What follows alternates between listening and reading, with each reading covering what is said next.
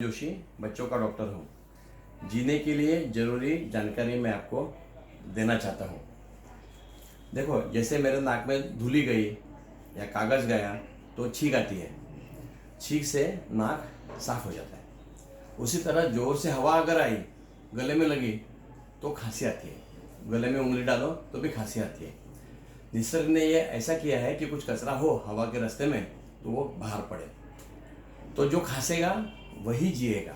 समझो, वो सर्दी से नाक बंद हो गया, गले में पानी जमा हो गया सर्दी के कारण खांसे, और वो बाहर नहीं निकल पाता है, तो हम उसमें डूब के मर जाते हैं। चुल्लू भर पानी नहीं लगता, लेकिन चुल्लू भर सर्दी में हम डूब जाते मर जाते हैं। तो इसलिए निकालने के लिए भगवान ने खांसी किया है, और खांसी दबा सकते हैं। ऐसी दवा है, इसका नाम है मॉर्फिन, कोडीन।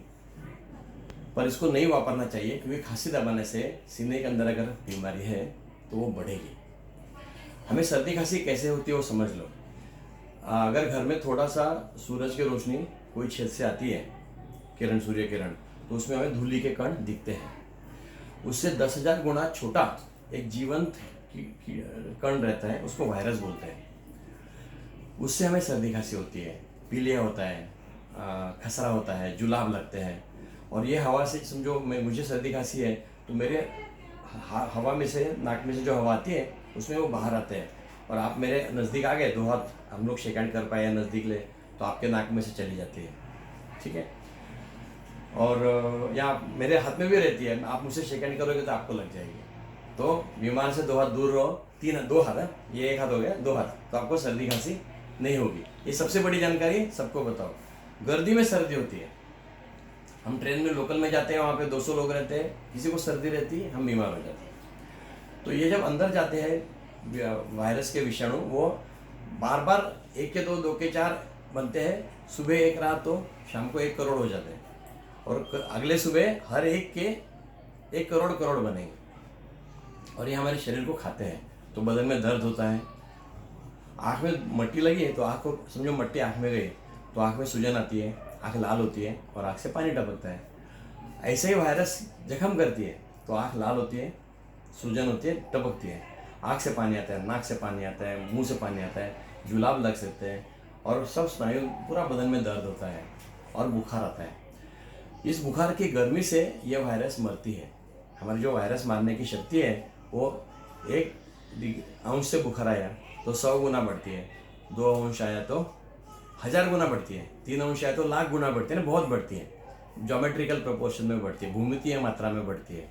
तो जो होशियार है वो बुखार नहीं उतारते, और डॉक्टर होशियार नहीं है। तो आप होशियार बनिए।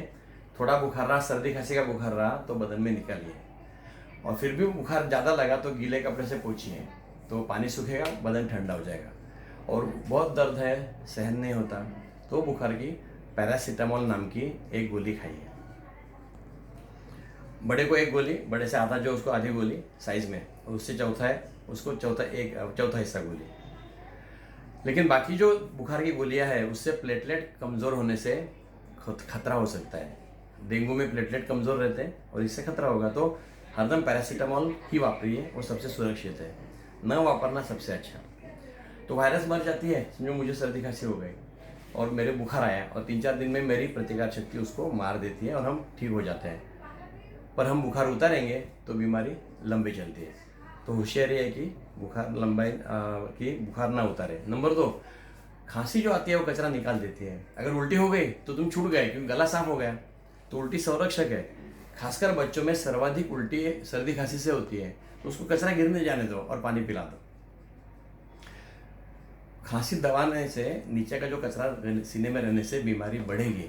तो कोडीन, मॉर्फिन जैसे खांसी दबाने वाली दवाइयाँ नहीं वापरना चाहिए, और डॉक्टर लोग नहीं वापरते हैं। और खांसी जीवन आवश्यक है, जीवन बचाती है। जिनको हर 10वें 20वें घर में दम की शिकायत होती है, ये पूछते नहीं होती है। जैसे दादा को दम था, नाना को था, बुआ को था, मौसी को था, मम्मी डैडी को था। एलर्जी से होती है। किसी को लंबी सर्दी चलती है, किसी को लंबी खांसी चलती है, ये एलर्जी के कारण होती है।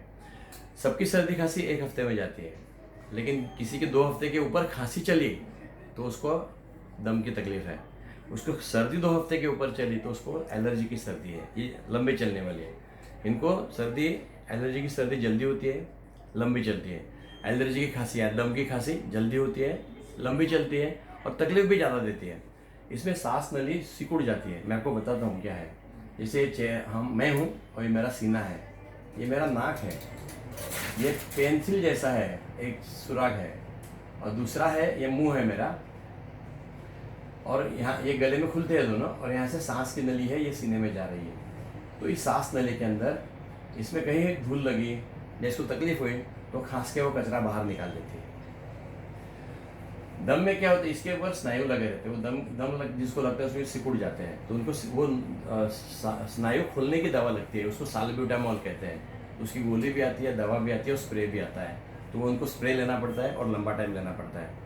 तो ये जानिए कि सबको साल्ब्यूटामॉल नहीं लगता है, जिनको दम है उन्हीं को साल्ब्यूटामॉल लगेगा।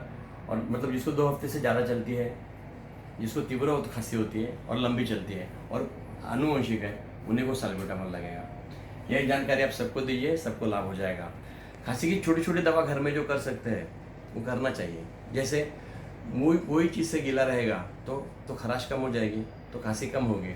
मुंह में शक्कर रखो, शक्कर का खड़ा पत्थर हो वो रखो, या टॉफ़ी चॉकलेट हो, या च्युइंगम हो, या आंवला हो, या इमली हो, जो आपको पसंद नहीं वो ना करें। लेकिन कोई भी चीज़ मुंह में रखने से अगर मुंह गीला रहता है तो ऐसी गोली, शक्कर की सादी गोली से काम होगा, उसमें दवा का गरज नहीं है।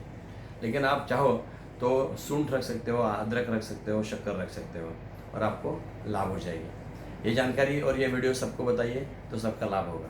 धन्यवाद। मैं डॉक्टर हेमंत जोशी, बच्चों का डॉक्टर, बेला।